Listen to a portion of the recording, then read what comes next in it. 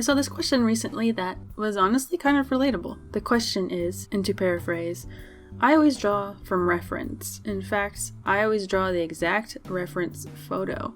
I'm great at copying photos I like, or drawing characters from cartoons. However, I originally wanted to be able to make my own characters from my imagination.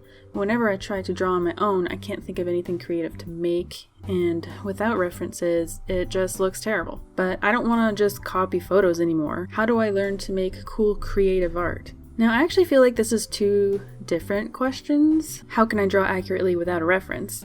And two, how can I come up with creative ideas? I really don't think that those two things are connected at all, but that panic of being stuck somewhere without a reference is something that I can totally relate to. One time I was sitting on the beach with my cousin. We had our sketchbooks out. She immediately started happily drawing characters from her imagination. I, on the other hand, was over here looking around for something to sketch. But we were overlooking this coastline of really boring, jagged stones, and then beyond that stretched, a sparkling rectangle of blue sitting against a flat wall of another blue. There was no internet access. I had no interesting photos to work with. I didn't have any ideas, so I pretty much just drew a nearby chain link fence, and I hated every second of it. And it made me question my ability as a creative person. Was I just a fake artist who could be exposed just by unplugging a router somewhere? But having references really wasn't the problem. References are pretty good. I'm sure you could reduce your reliance on them, such as practicing drawing things more than once, in different positions and angles until it becomes muscle memory, the ability to break things down into simple 3D shapes that you can move and understand. One thing that I like to do is draw from videos, say multiple frames of an animal running or a person walking, for example, just so I can learn how something generally moves. But being isolated from references was not my problem that day on the beach when I had nothing to draw but whatever my boring brain could rummage up. The problem there was just a fear of failing. You gotta consider that the better you get at something, the more you can scrutinize your own art, your own work. Let's say we've gotten to the point where you can copy a photo pretty accurately, and that makes you feel good. You feel really kind of confident in what you're doing. But you also don't have to think or use your imagination or learn anatomy because you chose a photo that was already perfect. You wouldn't change anything about this photo. It's a two-dimensional shape that you are turning back into an identical two-dimensional shape. This photo is already a detailed instruction manual that shows you what to do. But, now I'm on the beach, and there is no instruction manual. Creativity is very much its own skill, its own muscle.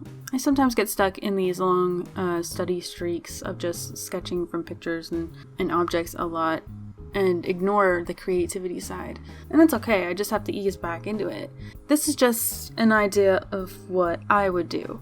I would allow myself a private sketchbook, not for Twitter or Instagram. Real cheap, low pressure, and just doodle in it, make thumbnails, write down ideas or topics that inspired me that day. Just track your dreams and draw them with stick people, maybe. In high school, I used to flip through the dictionary and pick two random nouns and draw a bad picture that combined those two nouns.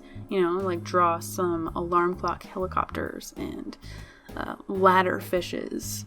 Draw some data nonsense in there. Do it while you're watching videos to shut out the critical brain man. Make it look bad on purpose if you have to, just to get used to those alarm bells of working without a guide. I personally find this hard to do. Lots of people find this hard to do because it's a completely different skill set. If this was an RPG, and if drawing skills was a skill type, some people will just level up one. They would just level up attack forever, and they would be so good at drawing pictures realistically that when it comes to performing magic, you haven't practiced that at all, and you're at a skill set of one at that point. I personally find it really easy to accidentally just work on one skill set and ignore the other. But if you just kind of grind at the creativity, sort of random ideas that don't look particularly good enough, maybe some of it will accidentally look really cool. Maybe it'll give you a really neat unique character or background idea and gain a little bit more confidence, maybe tell a story with just a few pictures. and then pick a few of your favorite ideas, then redraw those, reintroducing photo references into it and see if you can work them together. Okay, but like, what if I have a specific idea, but it looks like crap because there is no photo reference? Did I just waste my time coming up with an idea that I can't perform? It is really hard to find the perfect photo reference, and even if I did, if I didn't take that photo, I have to change it so substantially that you can't recognize it anyway. And that's why drawing practice, they really start you out with learning shapes and lines and form and perspective and movement and color, all the principles and elements of art that they teach you in grade school. And like if I studied human anatomy and I knew how a person's body moves and works, I should have the confidence to take an imperfect photo reference and change it up into something that I actually can use. It doesn't have to be a perfect reference, but that stuff is like completely different from being creative. Like I can follow an already existing recipe to make a delicious cake, right? But I can't creatively invent a new cake because I don't know to heart all 500 pages of food engineering and chemistry that goes into it, right? It's a completely different skill set.